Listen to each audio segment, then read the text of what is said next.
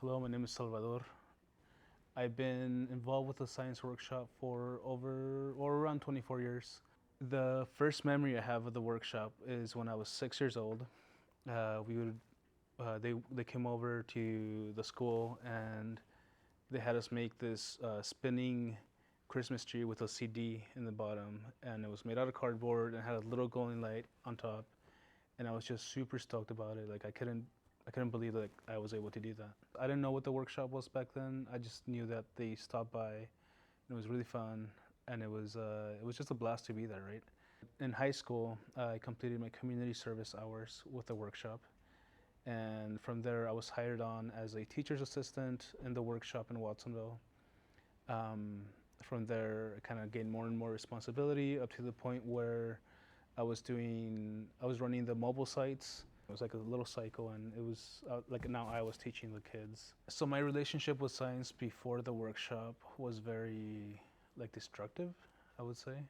I would take apart a lot of things that my mom loved, and like the remote control for the TV, like different lamps. Like I'd been shocked by 110 volts many times, and it was just through like experimentation, right? If she bought me a toy, I would play with it and then take it apart because I wanted to learn how it worked.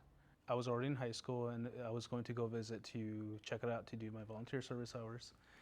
And I was just really, what's the word? It was almost like overwhelmed with like possibility, right? Like I already had all these thoughts like, oh, I can make this, I can make that. I'm able to just have the freedom that I was looking for and the support that I needed. Just being able to tell Aurora or Gustavo that like, hey, I want to make a flying boat. They're like, yeah, dude, like here's a styrofoam, there's a motors, sketch it up first, and then see where it goes, right? And just having that freedom, having the ability to just like blurt anything out and like make it a possibility, like it was really awesome. Growing up, we were taught like, hey, like if you make an error, you're responsible for it, right? In the workshop, if you make an error, you're responsible for it. You're responsible for it, but you're also taught to learn from it, right? Learn from the mistakes, and it's okay to make errors, so you don't feel bad. Versus the way you're raised, they kind of make you feel bad for it, right? So not having that weight on your shoulders, and again, the freedom about it was like that was just an amazing feeling. In the schools, like you didn't really have a good relationship with like the teachers. You didn't have a good relationship with like the materials, or you couldn't learn from it. It might not be your learning style, right? And here at the workshop, it's always me, it's always Kurt, it's always Arturo, it's always Nadine, it's always the same folks, and you can really build those relationships to really trust the folks that are teaching you. That one-on-one attention that a lot of these kids need is provided here. That to a lot of kids makes a huge difference. Like they're able to focus. Like when you're explaining something to them, something really complex, they like sit down and listen most of the time. Sometimes they don't, but that's all right. 2013, I left the workshop. I did some environmental work, so I joined the Conservation Corps, the California Conservation Corps, and I was there for 4 years. I was put into a position of education specialist for the Conservation Corps. So in the span of like 8 months, I went from like a grunt, right, to coordinator, and that usually takes like 2 or 3 years. And then yeah, like I just had this like all these learnings and all these teachings from the workshop that worked with the folks we were working with, right? People in the environment, people that didn't sign up for college, right, and they learned a little different. It translated really well, right? Like those teachings, those learnings translated really well, and I kind of just carried that on through my career. Like I did terrible in school. I didn't graduate high school on time, didn't graduate middle school on time, barely made it through elementary school, and it wasn't my learning environment, right? I was very hands-on, very visual, and I just like loved working with people instead of like books and reading and having to study math and all this stuff, right? So I really learned how to enjoy teaching the way that I enjoy learning, right? Which is again hands-on. It's by making mistakes, by learning from the.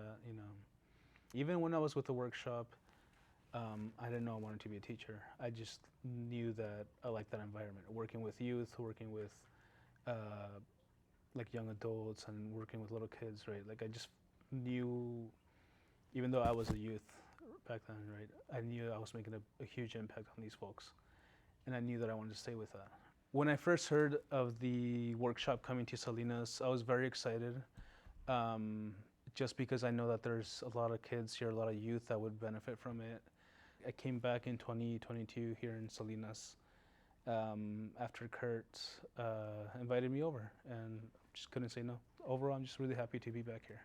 You know, what I feel that the Science Workshop in Watsonville is offering to that community is a really unique experience.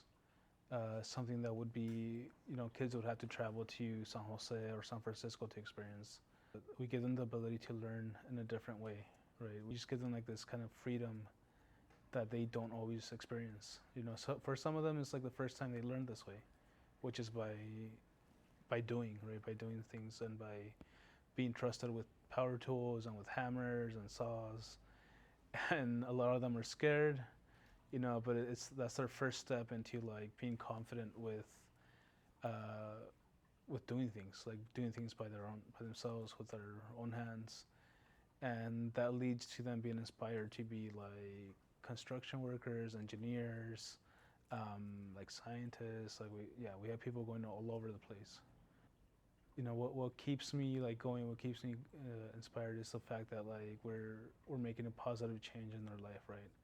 We're providing a positive experience. We're giving them an alternative to the adults that they know, right? Because high school and middle school adults aren't always the nicest adults.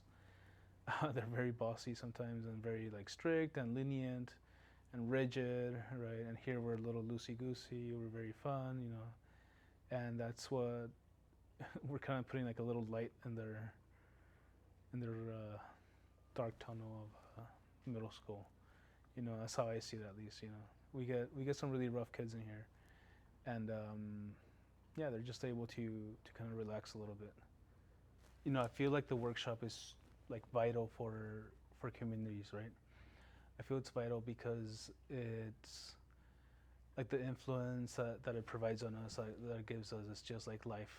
It's life altering. Like it changes your mentality, it changes the way you think of things, it changes the way of your problem solving and things like that, right? There's just so many things that like come out, like so many good things that come out of it, and it just provides like an awesome place, like awesome like childhood memories, right? Maybe your life at home isn't the best, right? So you kind of escape at the workshop, right? You're able to like let go and be yourself and like really like blossom into an awesome human being, right? And I feel like I've seen that before. I've seen it in kids. I've seen them come up and be like really cool adults, right? Like that they wouldn't be so, they're not as hard, they're not as rigid as like the community makes a lot of people, right? Like especially in tough environments, in disadvantaged environments, right?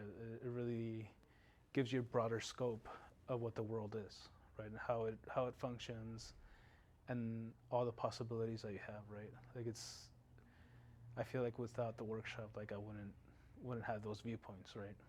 Yeah.